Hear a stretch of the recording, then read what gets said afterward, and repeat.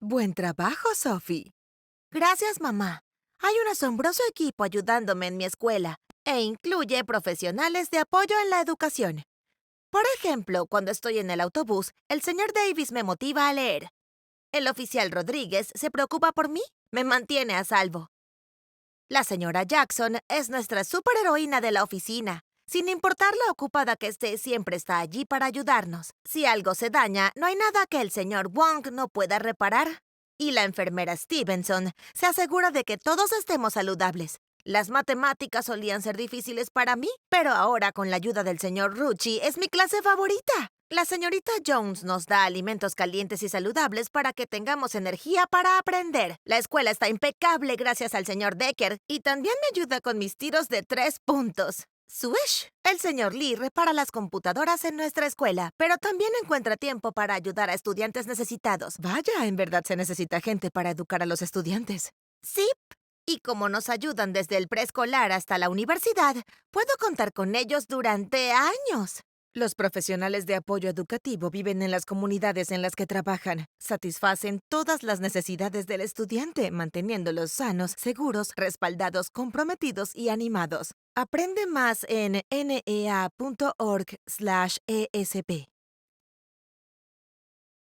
A lo largo de este webinar, entre las cosas que vamos a cubrir, discutiremos cómo los niños llegan a entender y a ajustarse a una pérdida. También ofreceremos sugerencias prácticas de cómo los profesionales de apoyo educativo pueden crear un clima escolar en el que los niños son capaces de hablar sobre su pérdida y recibir apoyo. Y revisaremos muchos recursos gratuitos desarrollados por la Coalición de Apoyo a Estudiantes en Duelo, de la cual la NEA es un miembro fundador original. Todos estos recursos serán destacados a lo largo del webinar. En este momento me gustaría recibir a nuestro estimado invitado, el Dr. David Schoenfield. El Dr. Schoenfield, MD-FAAP, es pediatra del desarrollo y el comportamiento y director del Centro Nacional para la Crisis y el Duelo Escolares, ubicado en la Escuela de Trabajo de la Universidad del Sur de California. El profesor no titular de la Escuela de Trabajo Social y Pediatría, Susan Dworak Peck, en la Universidad del Sur de California, y el Hospital Infantil Los Ángeles. Es miembro del Consejo Asesor de Preparación para Desastres de la Academia Americana de Pediatría y se desempeñó como comisionado en la Comisión Nacional de Niños y Desastres y en la Comisión Asesora de Sandy Hook en Connecticut.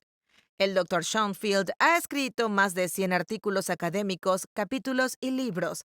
Ha realizado más de 850 presentaciones sobre temas de crisis y duelos pediátricos.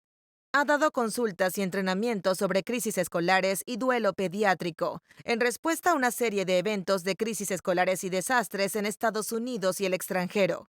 Es un gran placer tener con nosotros esta noche al Dr. David Schoenfield. Bien, bienvenidos a todos los que se unieron a la llamada. Lo que planeo cubrir hoy es realmente el rol que los profesionales de apoyo a la educación pueden desempeñar para apoyar a los estudiantes en duelo, por medio de esfuerzos para crear un ambiente escolar alentador, y voy a destacar en particular un recurso gratuito para el desarrollo profesional en esta área, al igual que el apoyo técnico a través de la Coalición de Apoyo a los Estudiantes en Duelo. Y quiero enfatizar que la NEA es miembro y fundador de esta coalición, y apreciamos su participación y apoyo. Así que voy a empezar primero. ¿Me pueden ayudar cambiando las diapositivas? Hubo una encuesta reciente hecha como educadores, como en 2012, en la que se encuestaron a más de 1,200 miembros y descubrieron que el 92% de estos educadores reportaron al duelo como un problema serio que reconocen que merece más atención en la escuela. Y los maestros reportaron que querían proveer apoyo y asistencia a los estudiantes que están en duelo. Pero la barrera más importante que evita que ofrezcan este apoyo es lo que perciben como entrenamiento o desarrollo profesional insuficiente. De hecho, solo el 93% de los profesores de aula han recibido algún entrenamiento en duelo, y solo el 3% de los miembros reportó que sus escuelas o distritos ofrecen amablemente este entrenamiento. Cualquier formación sobre este tema es importante y reconocen la importancia de este tema que tienen estudiantes en duelo en sus clases, Pero de nuevo, solo el 3% de las escuelas o distritos ofrecían algún tipo de entrenamiento y solo el 7% había recibido algún tipo de información o entrenamiento a lo largo de sus carreras. Y creemos que las tasas serían aún menores si hablamos de los profesionales de apoyo a la educación. Es una de las principales limitaciones que evita que adultos preocupados y competentes se acerquen a ayudar a estudiantes cercanos al duelo. Mucho de esto es muy relevante para los ESP, los profesionales de apoyo a la educación, en sus roles dentro de las escuelas, particularmente porque impactan el medio ambiente educativo. Recuerdo que atendía un tiroteo escolar que había ocurrido y hubo varios estudiantes que murieron en ese tiroteo. Y estaba hablando con un profesional de servicio de alimentos y me dijo que había notado que las niñas de la escuela eran estudiantes de bachillerato. Estaban usando camisas manga larga y pregunté por qué cree que es relevante. Y me dijo que cuando las niñas se acercaban a los trabajadores, en las filas para el almuerzo, ellos notaban cuando las niñas levantaban sus bandejas y sus mangas se retraían. Podían ver que las niñas habían estado cortándose. Y ellos sabían que eso probablemente estaba relacionado con el trauma que habían experimentado, pero también pensaban que nadie más en la escuela lo había notado.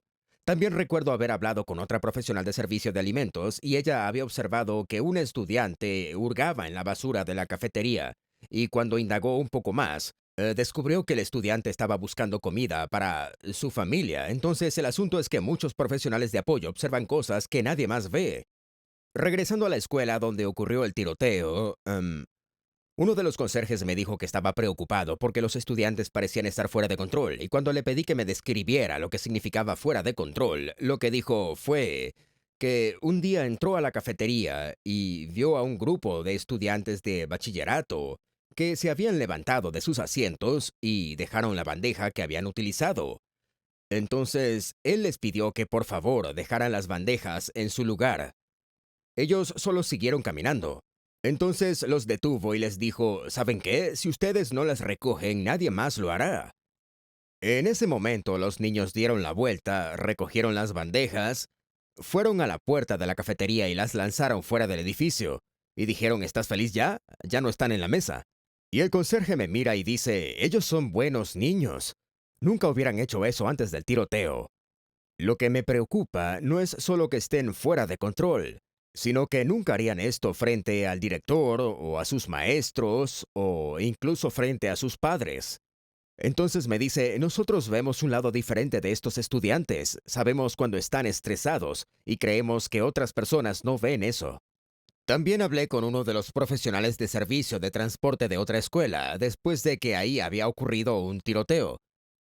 Y me dijo que les dejara ver inicialmente cómo podían brindar este tipo de apoyo al duelo. Y luego uno de los conductores de autobús dijo, sabes, el otro día llevé a un grupo de niños a la escuela y le pedí a uno de los estudiantes que se quedara por unos minutos. Y lo miré y le dije, sé que tu hermano murió recientemente. Quiero que entres y hables con un consejero inmediatamente. No deberías lidiar con algo así tú solo. El punto es que muchas veces a los profesionales de apoyo a la educación, solo con el rol que desempeñan apoyando un clima escolar positivo, pueden hacer mucho para apoyar a estos niños, aun cuando es algo que no anticiparías como una parte formal de tu cargo. Entonces, una de las razones por las que esto se vuelve importante no es solo el impacto que esto tiene en los niños, sino la frecuencia con la que ocurre. La muerte es muy común en la vida de los niños. La gran mayoría de estos experimentará la muerte de un pariente cercano o un amigo antes de terminar el bachillerato. Las encuestas sugieren que es alrededor del 90%. También sabemos que en Estados Unidos del 4 al 5% de los niños sufren específicamente la muerte de un padre antes de cumplir 16 años. Por lo que es muy probable que veas niños en duelo todos los días en la escuela, incluso si ves niños que no parezcan estar en duelo. Y aunque la mayoría de los niños se adaptarán a una pérdida, no significa que no sufran, y ciertamente no significa que el duelo no sea extremadamente difícil para ellos. En este momento me voy a referir a un video muy corto. Dura unos 2 minutos. Escucharán un poco la voz de los niños. Por favor, recuerden subir el volumen de sus altavoces. Yo creo que la muerte es algo muy difícil de describir con palabras. no prestaba atención en clases y cuando me hacían alguna pregunta estaba distraído. 1 o 2 veces mencioné a mi papá y todos respondían como, oh, ¿quieres hablar de otra cosa? Muchas personas se alejaron de mí y no me hablaban mucho. Muchos de mis maestros no. Muchos niños y sus familias no parecen estar en duelo, y me gustaría empezar hablando sobre eso y por qué ese es el caso. Muchos niños y familias no notifican a la escuela cuando el niño atraviesa una pérdida. Y muchas veces, de nuevo, los niños no solo no parecen estar en duelo, sino que tampoco te dicen que han experimentado una pérdida. Y parte de eso puede deberse a que los adultos, sin querer, les comunican a los niños que la muerte es algo que no se discute abiertamente. Entonces, cuando un niño pequeño recurre a un familiar que está vivo, después de que se le ha notificado que ha ocurrido una muerte, y dice algo como, sé que papá ha muerto, pero eso significa que no irá a mi fiesta de cumpleaños, ese familiar suele responder con lágrimas y los niños son bastante egocéntricos y puede concluir que ellos causaron que la otra persona llorara por portarse mal. Y entonces pueden responder, digamos que a su madre, no te preocupes mamá, vamos a estar bien, sé cómo arreglar las cosas en casa, haré todo lo que papá solía hacer. Y entonces terminan apoyando al padre mientras están de duelo y dan la impresión falsa de que se adaptaron totalmente a su pérdida o que no los impactó. Y similarmente, si hablan de eso en la escuela, como algunos niños lo mencionaron, la gente intenta cambiar el tema, o se aleja o continúa la conversación. Entonces, los niños tienen la impresión de que no está bien hablar de eso, por lo tanto, no hablan al respecto. Pero hay otras razones por las que un niño podría parecer no estar en duelo, tal vez no entiende las implicaciones que esto tiene para ellos o para su familia. Cuando alguien muere, no solo perdemos a esa persona, también perdemos todo lo que esa persona puede hacer por nosotros, o hubiera podido hacer por nosotros en el futuro. O cualquier otra cosa asociada con este individuo también se podría perder. Entonces, por ejemplo, si tu hermano muere, esto significa que ya no verás a los amigos de tu hermano tan frecuentemente y entonces también pierdes esas conexiones. Los adultos tienden a pensar en estas pérdidas secundarias. Recuerdo haber hablado con un papá de 2 hijos pequeños después de que su esposa murió en un accidente, y me dijo que vivía con miedo de pensar en el día en que a su hija le llegara el período. El asunto es que ella tenía como 6 o 7 años en ese momento, y eso no era algo que a ella le preocupara. Pero puede que sea algo en lo que sienta la pérdida de su mamá cuando llegue ese momento de su vida. Pero ella no estaba pensando a futuro de la manera en la que lo hace un adulto. Entonces, los niños pueden no entender todas las implicaciones de una muerte o puede que entiendan algunas de ellas y se sientan abrumados por sus emociones. No quieren hablar de eso porque, aunque lo hablaran en privado con alguien, podrían sentir que no serían capaces de tranquilizarse y volver a clases y podrían volver a llorar más tarde si empiezan a hablar. Así que simplemente prefieren no empezar la conversación. Los niños también pueden mostrar su duelo indirectamente en su comportamiento o intentar lidiar con sus sentimientos a través del juego. Los niños hacen esto con una variedad de emociones. Hay muchos juegos que tienen a la muerte como tema central.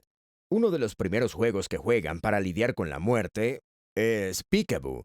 Lo juegan de hecho los niños de todas las culturas alrededor del mundo y empiezan con la segunda mitad del primer año de vida. En ese momento los niños empiezan a desarrollar lo que llamamos permanencia del objeto. Son capaces de recordar personas que son importantes para ellos y extraños cuando no están ahí. A los 2 meses creen que cuando alguien está fuera de vista, literalmente no está en la mente, no los recuerdan, así que no sufren su pérdida. Pero cuando desarrollan permanencia del objeto, empiezan a preocuparse sobre la pérdida permanente. Entonces es cuando empiezan a jugar Peekaboo. En Peekaboo, el infante enfoca su mirada en alguien más. Puede ser alguien que les importe, pero también puede ser un desconocido. Y luego hay una separación, como si la persona hubiera muerto. Luego hay una mayor conciencia y preocupación, y luego la alegría de la reunión, y quieren jugar otra vez, y lo harán una y otra vez, porque están intentando ajustarse al concepto de que alguien más podría morir o desaparecer de su vida. Y aunque esto les pueda parecer completamente descabellado, Peekaboo significa vivo o muerto en inglés antiguo. Y ese es el juego que los niños juegan, y la razón por la que todos lo juegan, o los niños de las culturas de todo el mundo lo juegan, es por el mismo punto, es porque están empezando a preocuparse por ese concepto. Entonces, si estás hablando con un niño en la escuela y alguien les dice que es demasiado joven para hablar sobre eso, pues la realidad es que han hablado de eso desde que tenían 6 meses. Son los adultos los que parecen no estar listos para sostener esas conversaciones. Muchos adultos me dicen que no creen saber qué decir y que tienen miedo a herir a los niños si lo mencionan, o que solo van a empeorar las cosas. Así que deciden que si no sé qué decir exactamente, es mejor no decir nada. Pues decir nada les dice mucho a los niños. Les comunica que los adultos están desinteresados, desinformados, despreocupados o que son incapaces de ayudar. Deja a los niños pequeños confundidos sobre lo que pasó. Deja a los niños mayores y menores sin apoyo. Y obliga a los niños de todas las edades a lidiar con esto solos. Y esto no es lo que queremos. Lo que quiero hacer ahora es revisar brevemente algunas cosas que no se deben decir. Porque si saben qué es lo que no se debe decir, si lo evitan, podrán decir lo correcto. Aquí hay un ejemplo de lo incorrecto. Llegar y decir, si te sirve de consuelo, parecía una persona desagradable. Eso no se debería decir, pero la mayoría de las personas sabe que ese no sería un comentario apropiado. Sin embargo, hay muchas cosas que decimos con buenas intenciones cuando alguien está lidiando con una pérdida, y deberíamos reconsiderar. No son necesariamente inapropiadas, pero son cosas de las que hay que estar conscientes y reconsiderar. Y esto debo señalar, es cuando estén trabajando con un niño en un ambiente escolar. Son situaciones muy diferentes cuando es tu propio hijo o un familiar, el hijo de tu hermano o tu hermana, y es muy diferente, obviamente, cuando hablan con pares. Pero en el caso de una pérdida aguda, solo visualícense en el contexto como un adulto que trabaja en un ambiente alrededor de todas las experiencias de un niño. Lo primero es que no intentes alegrar a los sobrevivientes. Le digo a la gente que cualquier cosa que empiece con al menos, quizás sea algo que debas reconsiderar. Al menos ya no estás sufriendo, al menos te queda otro hermano, al menos pudiste pasar el cumpleaños con él. Estos son intentos principalmente de los adultos de hacer que la gente que sufre no se vea triste. Esto en realidad no hace que se sientan mejor, solo comunica que ya no quieres verlos deprimidos. Y eso no es útil para el niño en duelo. No quieres alentar al niño a ser fuerte o a esconder sus emociones. Y tú deberías ser libre de expresar tus propias emociones y demostrar empatía. Muchas veces los adultos me dicen que temen sentirse algo tristes o alegres, o mostrar emociones frente a los niños cuando ellos hablan sobre sus pérdidas. Yo les digo, ¿sabes qué? En realidad eso es bueno. Los niños quieren saber que los adultos en su comunidad se preocupan por ellos. Así es como se crea un ambiente escolar empático y de apoyo, haciéndoles saber que te importa si algo malo les pasa en sus vidas. Ahora, si es una situación en la que estás abrumado, quizás tú acabas de pasar por una pérdida recientemente o tienes miedo de que un familiar muera en ese momento, entonces tal vez no seas capaz realmente de conversar sin estremecerte tanto que no puedas hablar, y es abrumador. En ese caso, le pediría a alguien más que hable con el niño. No es algo a lo que debas ofrecerte, pero mostrar emociones y demostrar que te importa es perfectamente correcto. No es poco profesional, es simplemente humano. Evitaría comentarios como sé exactamente por lo que estás pasando, porque no puedes saber por lo que está pasando, a menos que les preguntes. No diría algo como debes estar enojado, porque no quieres decirle a la gente cómo se debe sentir. Quieres preguntarles cómo se sienten en realidad, y quieres preguntarles sobre sus sentimientos. Comentarios como mis padres murieron cuando tenía tu edad pueden ser un intento de mostrar empatía y preocupación, pero pueden parecerle al niño que intentas competir por simpatía. Si compartes con un niño una pérdida personal que experimentaste, entonces él hace una comparación. Y realmente solo hay dos comparaciones posibles.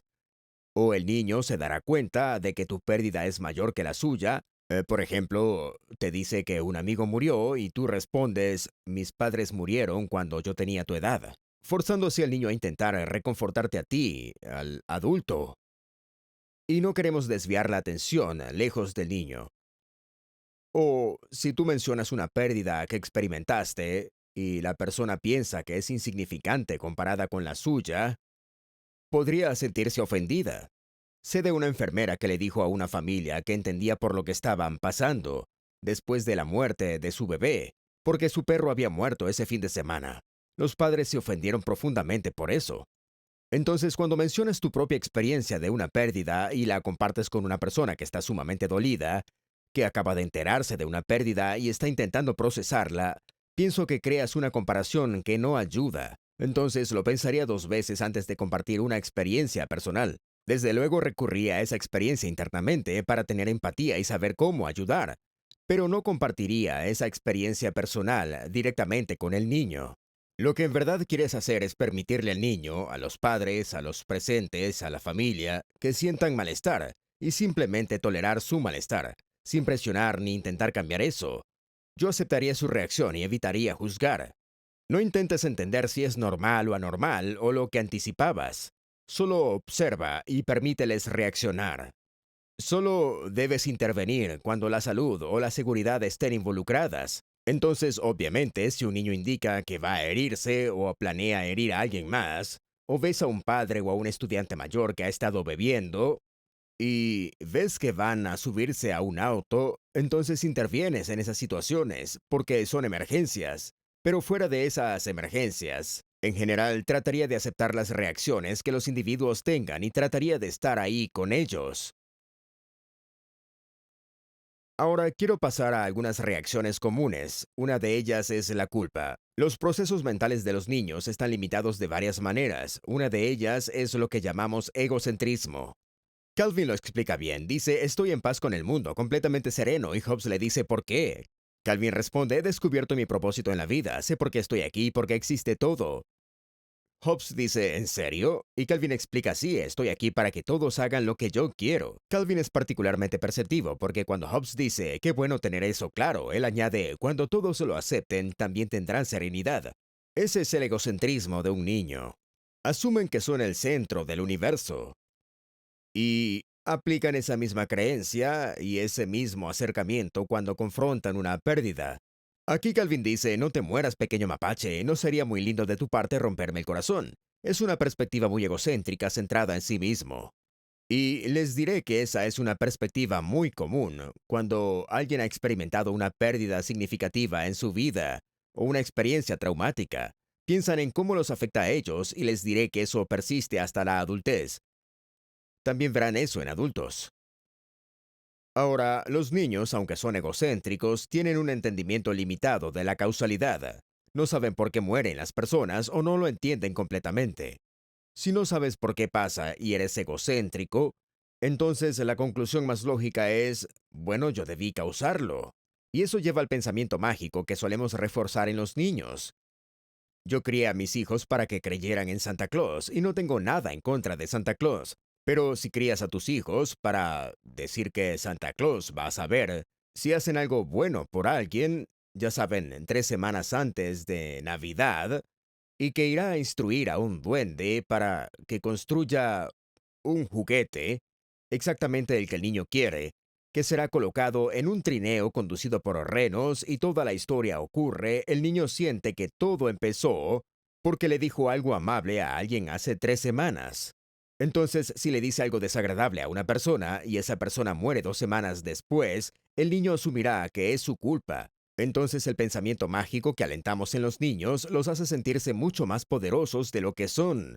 Y eso es genial cuando pasan cosas buenas, pero no es tan bueno cuando pasan cosas malas. Y puede resultar en culpa, la cual es muy difícil para los niños que se deshagan de ella, sentir que no fue su culpa. Creo que Calvin hace una buena observación aquí. Llama a su mamá y dice, un perro grande me derribó y se llevó a Hobbes. Intenté atraparlo, pero no pude. Ahora perdí a mi mejor amigo. Y su madre le dice, bueno, Calvin, si no llevaras a ese tigre a todos lados, no pasarían estas cosas. Y él señala que no hay problema tan malo al que no puedas agregarle un poco de culpa y volverlo peor. He trabajado con el duelo por más de 30 años y he encontrado que rara vez no encuentro culpa. Diría que en 30 años ha habido 2 o 3 veces en las que no encontré nada de culpa en el niño o en el adulto. En muchas situaciones he ido cuando ha habido tiroteos escolares grandes u otros eventos de crisis y encuentro profesores que se sienten culpables porque le enseñaron hace 10 años al estudiante responsable del tiroteo y se preguntan si cometieron algún error o algo que no notaron que causó que el estudiante se volviera un asesino en masa. Y no es lógico que los individuos se sientan culpables de esa manera. Pero así es como se suelen sentir. Pensamos que en algún nivel los individuos pueden, al menos inconscientemente, preferir sentirse culpables que reconocer que no desempeñaron ningún papel dentro de todo lo que ocurrió. Porque si te sientes culpable, significa que eres responsable. Por lo tanto, si no lo vuelves a hacer, podrías evitar que esto le ocurra a una persona que te importa. Si en cambio te das cuenta de que no desempeñaste ningún papel, tendrás que reconocer que algo así podría pasar en cualquier otro momento y que está completamente fuera de tu control. La culpa es una reacción común en lo que en el paso que siempre doy, es asegurarle a los niños y adultos su falta de responsabilidad. Frecuentemente le digo a las personas que cuando algo malo ocurre nos sentimos mal, y cuando nos sentimos mal solemos preguntarnos si nosotros hicimos algo mal. Y luego le aseguro a los niños que no han hecho nada, no hicieron nada, ni debieron haber hecho o pudieron haber hecho algo que hubiera cambiado el resultado. Luego les pregunto si alguna vez se han sentido así, porque sé que muchos niños me dicen que sí. Y solo ese tipo de comentario es suficiente para que los niños revelen algunos de sus sentimientos de culpa. Otra cosa que verán en los niños, particularmente en los más jóvenes, es que sus procesos mentales suelen ser bastante concretos y tienden a ser bastante literales. Y como resultado pueden confundirse con las explicaciones que se les da. Aquí Calvin pregunta si la leche está podrida y su madre le dice que la huela y vea, y él le dice que no la va a oler, que lo haga ella. Ella se molesta y le dice, oh por Dios, toma, está bien. Ella no pregunta por qué está preocupado. Y luego él de la nada dice, no corro riesgos con productos que imprimen la fecha en la que uno puede expirar. Y aunque eso es gracioso porque se usa en una tira cómica, el punto es que eso puede asustar mucho a un niño. Entonces el punto al que voy es que las explicaciones religiosas sobre la muerte pueden ser compartidas con los niños de cualquier edad, generalmente por su familia, pero no deberían ser la única explicación de la muerte. Las explicaciones tienden a ser más abstractas y por lo tanto más fáciles de malinterpretar. Por ejemplo, tuve un niño de unos 7 u 8 años y su hermano había muerto de síndrome de muerte súbita de infante. La explicación que sus padres le dieron fue que su hermano era un bebé tan bueno que Dios lo quería de vuelta a su lado como un ángel. Pues ese niño había decidido que cuando fuera a la iglesia, a la casa de Dios, iba a asegurarse de no portarse tan bien, porque no quería que se lo llevara y estar en el otro lado. Entonces, siempre que iba a la iglesia se portaba tan mal como podía. Bien, pasaron meses y los padres no notaban para nada esta asociación, hasta que los conocí por algo totalmente diferente en una visita de clínica y yo hice más preguntas. Entonces me miraron y dijeron, ¿en verdad le hicimos eso a nuestro hijo? No es que no les importara a su hijo, es solo que la explicación que le dieron no fue realmente eficaz para él. Entonces, cuando den explicaciones a los niños, intenten que sean tan simples como sea posible. Eviten las explicaciones abstractas y luego verifiquen si les entendieron y háganles saber que si tienen otras dudas, pueden hablar con ustedes. Hay mucho material que pueden recibir gratuitamente sobre cómo apoyar a los niños en duelo. Este es un folleto después de que muere un ser querido, cómo lloran los niños y cómo los padres y otros adultos pueden apoyarlos. Pueden ir a la página de la coalición en www.grievancestudents.org y pueden descargarlo en formato PDF, en inglés y en español. Y también encontrarán versiones en chino y en japonés. Y también pueden ir al enlace que dice Order Free Material para pedir copias físicas en inglés o en español. Y pueden ser enviadas no solo individualmente, sino también en grupo para ser distribuidas en sus escuelas. Y de hecho, la fundación New York Life Foundation, que apoya este producto, pagará por el envío y transporte. Si van a esa página de pedidos, cuando hagan clic en el enlace Order Free Material, encontrarán que hay muchos otros recursos. Todos menos uno que fue creado por Plaza Sésamo fueron desarrollados por la Coalición y el Centro Nacional para Crisis Escolares y son gratuitos. Así que los invito a darle una ojeada a la página. y consigan algunos de estos recursos para su escuela. Bien, ahora quiero pasar a algunas sugerencias prácticas que querrán tener en mente cuando hablen con niños y familias. Bien, Algunas veces la escuela será el único lugar donde puedan dar consejos sobre la asistencia a funerales antes de que ocurra el funeral, cuando un niño está involucrado. Entonces quiero hablar un poco sobre esto. Yo recomiendo que los niños de cualquier edad sean invitados a participar en funerales y otras actividades conmemorativas y memorativas organizadas por la familia. Lo que haces es que le explicas al niño lo que ocurre en un funeral en términos simples que pueda entender. Y no es solo lo que pasa con el cuerpo. También los niños pueden ver a adultos llorando, o la gente que está contando historias que son graciosas y recuerdos graciosos de alguien que ha muerto. Así que le dejas conocer lo que probablemente vean y experimenten y luego respondes sus preguntas. Y luego los invitas a participar en el nivel que deseen. No forzaría o intentaría convencer a un niño a hacer nada en un funeral u otro tipo de actividad conmemorativa, pero sí lo invitaría. Y creo que es muy fácil si alguien guía al niño durante esa experiencia. De preferencia no un familiar o un amigo cercano que también esté en duelo. Esas personas podrían ser alguien de la escuela, como un profesional de apoyo a la educación. También podría ser un vecino, también podría ser un profesor de música o alguien más que tenga una relación con el niño. De esa manera, el niño solo tiene que participar en el nivel que desee. Y si la persona, el adulto con quien está, nota que se siente mal o está incómodo, puede salir un momento, ir por algo al auto y preguntarle al niño si quiere volver adentro. O tal vez solo quiera quedarse en la entrada de la habitación, pero sin entrar, o pasar mucho tiempo en el funeral. Bien, entonces, al tener a alguien guiando al niño a través de la experiencia, nunca he visto a un niño que lamente haber asistido a un funeral en los más de 30 años que he trabajado con familias. También querrán estar al tanto de los recursos comunitarios y ofrecérselos a las familias. Hallarán enlaces para el Centro de Recursos de la Fundación Moyer en nuestra página. Y ese centro de recursos puede darles información sobre recursos locales para el luto, ya sean grupos de luto para niños, campamentos de luto o programas de hospicio. Así pueden hallar recursos en su propia comunidad y luego dirigir a las familias a ellos para que puedan recibir apoyo adicional y, por supuesto, diríjanlos a recursos en sus escuelas, ya sea algún consejero, trabajador social, la enfermera, cualquiera de tantas personas que también puedan apoyar en las escuelas.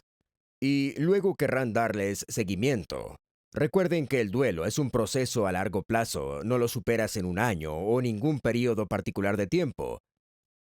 Y podrá haber situaciones en las que los niños recordarán cerca del aniversario de la muerte, cerca del cumpleaños de la persona, cerca del día del padre o de la madre si se murió uno de ellos, o durante las fiestas como acción de gracias, por ejemplo. También tenemos el Memorial Day y las familias que han sufrido la pérdida de un miembro por el servicio militar también tendrán esa fecha como un día particularmente difícil. Entonces, lo que quieres hacer es mantener el contacto con los niños y ver cómo les está yendo. Déjenles saber que están disponibles para hablar con ellos cuando ellos quieran. También quiero mencionar, antes de empezar con las preguntas, la importancia del autocuidado profesional. Tenemos que reconocer que es desagradable estar con niños que están sufriendo. Te preocupas por ellos y por lo tanto no te gusta verlos tristes. Y si alguien está triste o llorando, es difícil sentir que lo ayudas, incluso si lo estás haciendo. Entonces es crucial que los trabajadores encuentren formas de satisfacer sus propias necesidades y apreciar y abordar el impacto de apoyar a niños en duelo o traumatizados, y en el impacto que tienen en ellos personal y profesionalmente. Recuerdo hablar con un superintendente en una conferencia. Él se había quedado después de que yo hablé en una conferencia nacional y me dijo que había tenido un accidente en su escuela que involucró un autobús lleno de niños y que varios niños habían muerto en el accidente. Fue algo que ocurrió unos años antes de que hablara conmigo. Y dijo que estaba triste inicialmente, pero aunque un año o dos habían pasado, ocasionalmente se sentía triste por la muerte de los niños. Y me miró y me dijo, tal vez debería retirarme porque todavía me afecta. Y lo que yo le dije fue muy claro. Si eres un superintendente y vas a la escuela y no te importa si los niños mueren, entonces te debes retirar. Preocuparnos por los niños es lo que debemos hacer. Si vamos a hacer un buen trabajo de cuidarlos, tienen que importarnos. Lo que significa que nos molesta cuando se sienten mal. Recuerdo hablar con una profesora. Yo estaba dando un programa de desarrollo profesional en su escuela que involucraba a todo el plantel de esta, incluyendo a los profesionales de apoyo a la educación. Pero una de las profesoras se me acercó y dijo que las clases empezaban el lunes en la mañana. En ese momento era viernes por la tarde y ella tenía miedo de entrar a su aula. No había entrado al salón de clases esa semana para preparar el aula para los nuevos estudiantes como todos los demás profesores habían hecho. Le pregunté por qué y ella me miró y me dijo, porque si preparo el aula, eso significa que el lunes voy a llegar y conoceré a un nuevo grupo de estudiantes, y si uno de ellos muere, no sé si podría soportarlo. Ella había visto en años anteriores algunas de las pérdidas de niños y trabajadores de la escuela y no estaba segura de poder formar ese tipo de relaciones con estudiantes otra vez. Nosotros le dimos apoyo, le di bastante entrenamiento a ella, hablé con ella y finalmente, si fue a la escuela el lunes, fue con la directora y dijo, necesito estar en el aula, necesito estar con esos niños. Y ella fue e hizo su trabajo. Pero el asunto es que tenemos que reconocer que no es fácil ver a niños en duelo. Necesitamos crear una cultura en nuestras escuelas y ustedes serán los que lo hagan, donde está bien sentirse mal cuando algo triste ocurre, y donde todos se cuidan entre sí. Normaliza pedir ayuda y modela una disposición a aceptar asistencia. Necesitamos, saben, tener un clima donde las personas se ayudan y ven el beneficio importante y el papel que las escuelas pueden desempeñar al apoyar a los niños posteriormente a las crisis y muertes. Bien, voy a terminar hablándoles un poco sobre unos recursos para ustedes. Como había mencionado, la NEA es parte de la coalición para apoyar a estudiantes en duelo e involucra a la NEA al igual que a la AFT. También 4 organizaciones de directores, superintendentes y administradores escolares. Y organizaciones que representan a enfermeras escolares, psicólogos escolares, trabajadores sociales y consejeros escolares. Además, hemos comenzado a añadir más miembros organizacionales de apoyo y debo decir que esta diapositiva solo tiene un pequeño porcentaje de ellos. De hecho, tenemos alrededor de 30 miembros en la coalición de apoyo a estudiantes en duelo, e incluye a muchas organizaciones nacionales. Los grupos se unieron hace muchos años para crear materiales gratuitos para el desarrollo profesional en este tema. Crearon la página www.grievanstudents.org. Es gratuita y cuenta con más de 20 módulos en video en los que pueden obtener información sobre cómo apoyar a niños en duelo en una gama de situaciones diferentes. También hay recursos adicionales para imprimir. Entonces pueden entrar a este sitio y ver un video que dura 10 o 15 minutos y luego imprimir un resumen también, y eso cubrirá. Mencionaré algunos de los temas que se cubren, que van desde cómo hablar con los niños, cómo entienden los niños a diferentes edades, hasta lidiar con situaciones como el suicidio, eventos con muertes múltiples o eventos de crisis en las escuelas. El último videoclip que les voy a mostrar dura 1 minuto y medio y habla un poco sobre el impacto en los educadores y otros profesionales escolares. Hace 2 años tuve a un estudiante que regresó de un funeral y los niños me dijeron que su madre había estado en el hospital y por eso no había ido a la escuela. Y yo dije, está bien. Y cuando regresó dije, Jonathan. Y dijo, mi mamá murió. Yo no tenía idea. Nadie me avisó y yo dije, Jonathan. Y lo abracé, lo miré y era yo la que iba a perder el control. Porque, corazón, tu madre, tú sabes. Y él me mira y dice, Jackie, por favor, no. Y yo dije, está bien. Él no quería hablar sobre eso y la única cosa que le hice saber fue, cuando estés listo, aquí estoy.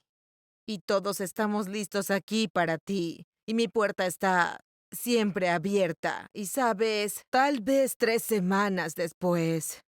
Bien, el comentario de la profesora les muestra una posición muy sincera, y pueden imaginar lo alentador que eso sería para un niño en duelo.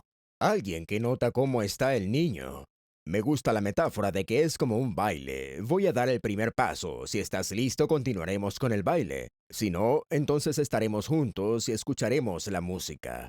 Y creo que eso es algo que los profesionales de apoyo a la educación pueden hacer particularmente bien. Notar al niño, notar cómo está el niño y estar ahí con él. Y simplemente estar allí con ellos y apoyarlos. Solo ese apoyo es realmente una ayuda increíble para los niños en esos momentos.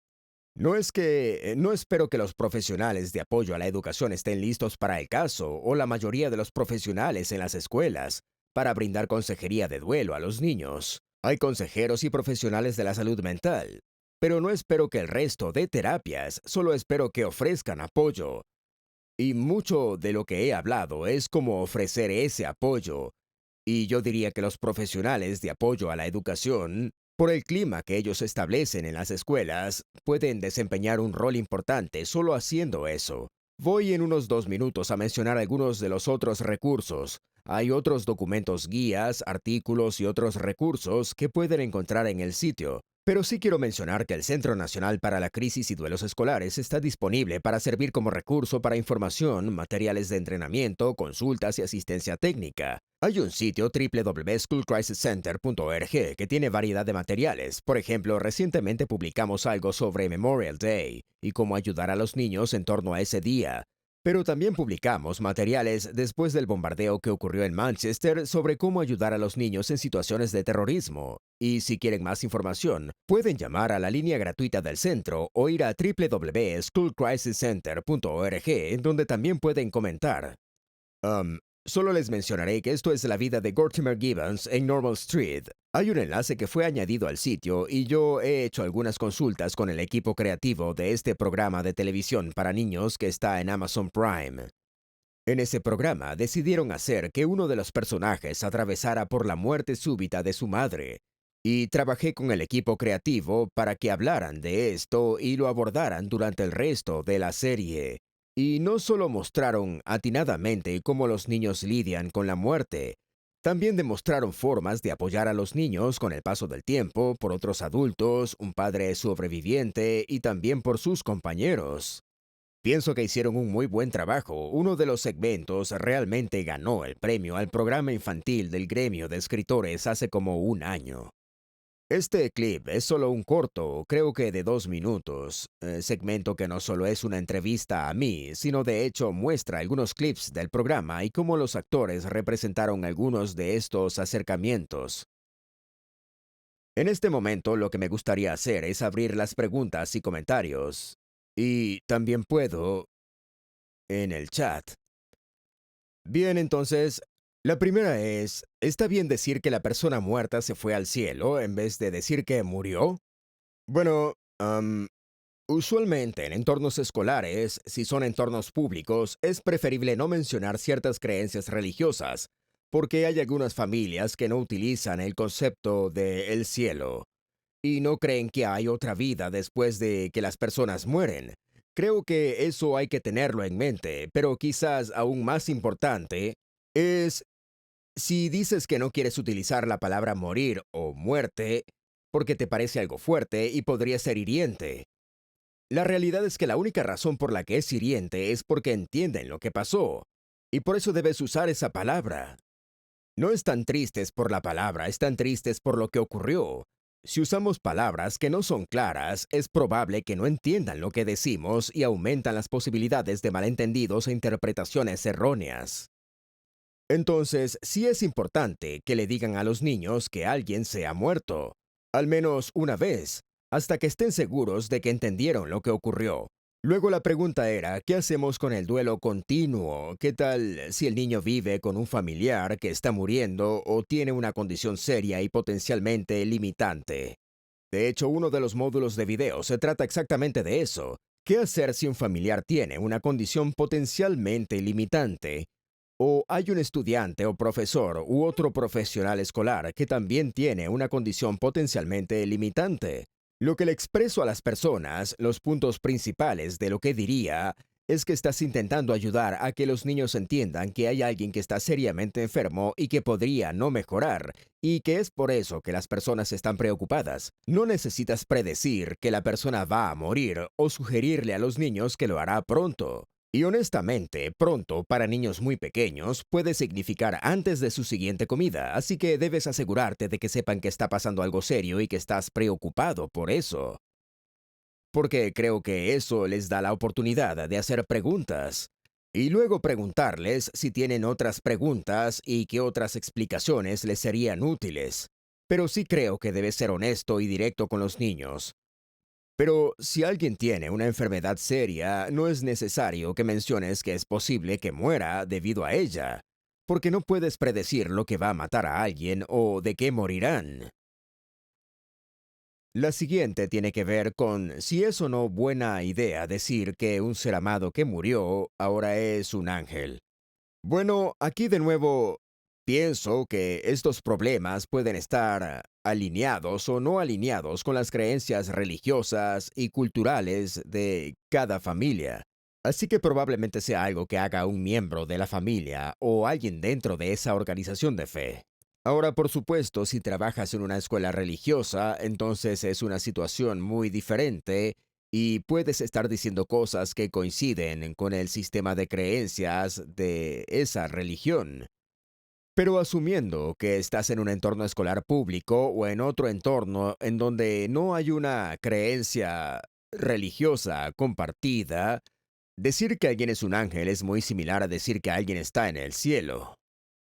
Una de las cosas desafiantes es que cuando le dices a los niños muy pequeños que alguien se ha ido al cielo, es posible que se preocupen de que esa persona todavía tenga frío o hambre, que todavía tenga miedo o esté adolorida. Puede que no entiendan que todas las funciones de la vida se detienen cuando alguien muere, y si les dices que una persona continúa viviendo en el cielo, se puede volver confuso e incluso a veces molesto. Muchas veces cuando las personas les dicen a los niños pequeños que su cuerpo va al cielo o que la persona va al cielo, los niños preguntan por qué los entierran si van al cielo y el cielo está arriba.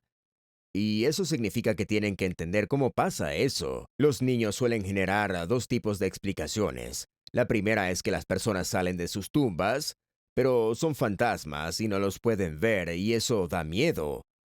O qué ocurre cuando están dormidos en la noche y por eso es que no los ven y también da miedo. No es algo tranquilizador para los niños. Así que cuando les explico el cielo a los niños, si esto coincide con el sistema de creencias de la familia, el tipo de explicación que podría usar para mostrarles un poco el lenguaje sería: cuando alguien muere, su cuerpo ya no funciona y esto significa que no duele, no tiene hambre, ya no se mueve y tampoco siente dolor. Y es por eso que podemos poner el cuerpo en la tierra y enterrarlo.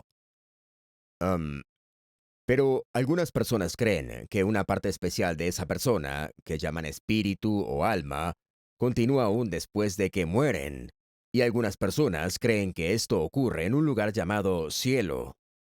Bien, así que puedes expresar lo que significa el cielo para los individuos que creen en él, y a veces esto es bastante útil con los niños. Pero yo evitaría decir que la persona continúa viviendo después de morir, porque eso es confuso para ellos. También podría decirles que cuando alguien muere y va al cielo, si su alma o espíritu continúa en el cielo, una vez que alguien muere nunca regresa a la vida, así que nunca sabremos con seguridad cómo se ve o dónde está, y que la gente necesita creer que eso ocurre basándose en su fe. La siguiente pregunta es sobre ofrecer terapia de grupo a estudiantes de bachillerato que han perdido a un compañero, porque pueden tener o pueden sentirse más cómodos hablando en un ambiente grupal. Y sí, eso puede pasar, no solo en bachilleratos, sino también en escuelas secundarias y primarias. Sé que alguien publicó en los comentarios algo relacionado con el Centro de Recursos Banana Splits. Ah, Sé que hubo uno en la escuela de una de mis hijas, su primaria, que era para niños de padres divorciados o separados. Luego descubrí que ella asistió a ese grupo por algunos meses. Le pregunté por qué y si estaba preocupada por su madre y yo y nuestra relación, y ella me dijo que no. Resultó que ella estaba asistiendo por una de sus mejores amigas. Sus padres se habían separado y creía que su amiga no asistiría sola, así que ella la acompañaba. Resultó que había estado asistiendo por meses sin que nos diéramos cuenta. Le preocupaba que si ella dejaba de asistir, la chica no iría. Así que la acompañó durante el almuerzo por unos cuantos meses. También me dijo que servían brownies y a ella le gustaban, pero me aseguró que esa no era la razón. Puede haber profesionales en la escuela, profesionales de salud mental en sus escuelas, que puedan organizar algunos de estos grupos de apoyo, y frecuentemente los centros de apoyo alrededor del país ofrecen como un servicio gratis ir a la escuela a organizar estos grupos. Ahora hay una pregunta sobre si hay recursos para ayudar a un estudiante cuyo padre ha muerto y está tratando de decidir cómo debe ser la relación con su padrastro. Creo que cualquiera que ofrezca apoyo y terapia en el duelo, ya sea en la escuela o fuera de ella, lidiará con estos problemas conforme se vayan presentando. Y las familias compuestas, tratar de decidir cómo establecer una relación con un padrastro o madrastra cuando el otro padre todavía sigue vivo o ha muerto, es muy complicado o puede ser muy complicado. Y desafortunadamente mucho de lo que vemos en historias para niños no lo presentan muy bien. No es por ser muy crítico, pero recuerdo haber ido a ver Blancanieves con mi hija cuando era muy pequeña, cuando tenía como 4 años, y estaba sentada en mis piernas. Y creo que es un ejemplo perfecto de cómo no explicar las familias compuestas a los niños. Conocen la historia. Muere la madre de una niña, el padre se casa con otra mujer, quien se siente celosa de la niña por su belleza y decide que lo que necesita hacer es matarla. Y quieren que le saquen el corazón y se lo lleven como evidencia. Entonces, la chica no lidia efectivamente con esto. No recurre a su padre por apoyo o a otros familiares o a algún profesional de apoyo a la educación en la escuela, sino que corre al bosque para vivir sola y la persiguen. Luego, su madrastra se transforma en lo que ella describe como una anciana vieja y fea, porque nos preocupamos mucho por la belleza en nuestro país, y hay muchos miedos y falta de respeto por los adultos mayores. Entonces ella intenta darle una manzana mágica. Ella escogió una manzana. Pudo haber sido un cupcake o una galleta, pero es una manzana. Y la volvió tenebrosa al darle poderes mágicos. Y luego oí al personaje decir que lo que va a pasar es que Blancanieves comerá esto.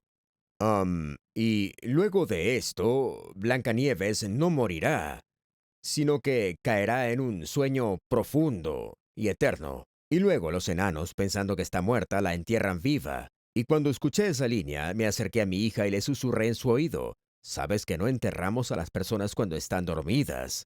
Sabemos cuando la gente ha muerto».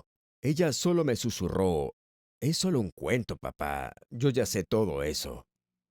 Pero el problema es que esto genera confusión y miedo en los niños, y luego lo que pasa en la historia es que los enanos decidieron que es tan hermosa, incluso muerta, y no la entierran, más bien la ponen en un ataúd de cristal y la miran muerta. Y luego llega un extraño, que resulta ser un príncipe, ve que es tan hermosa, incluso muerta, abre el ataúd y la besa, y ella despierta y decide casarse con este hombre, a pesar de que eso sería un comportamiento extraño, abrir un ataúd y besar a una extraña que te parece hermosa. Si piensan en eso, en una historia que muchos niños escuchan a temprana edad, ellos no escuchan, no ven buenos ejemplos de familias compuestas en muchas historias hechas para niños, y también encontramos allí mucha información que es errónea. Y estas son cosas con las que pueden ayudar a los niños, porque les aseguro que harán un mejor trabajo apoyando a un niño que ha experimentado una pérdida en esa situación. Y en cuanto a recursos para niños con lenguaje limitado como autismo, esa es un área en la que tenemos que desarrollar más recursos.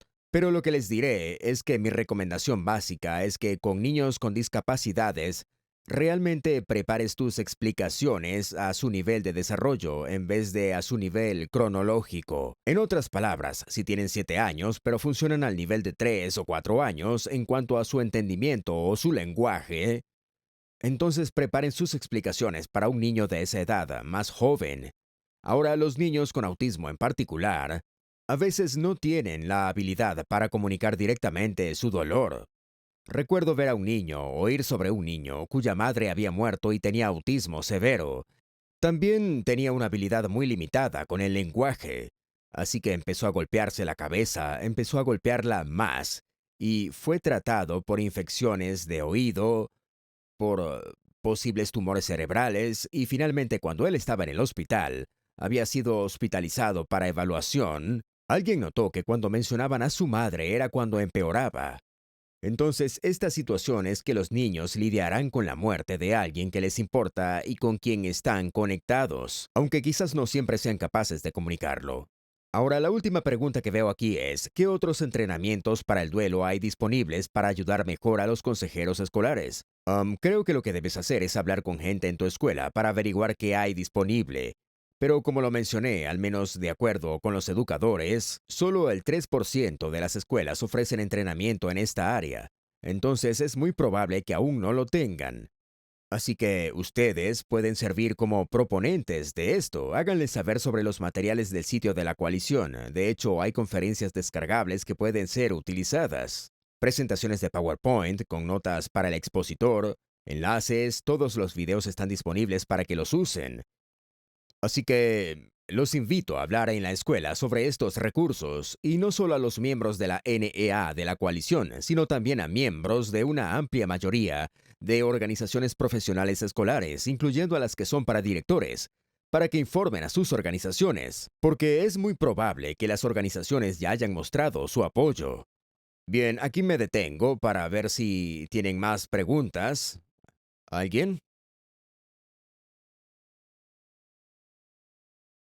Quiero agradecerles a todos por tomarse el tiempo para esto. Me muestra aún más lo que ya sabía, que los profesionales de apoyo a la educación están comprometidos de maneras muy importantes para ayudar a los niños por medio del clima escolar y trabajando directamente con los estudiantes.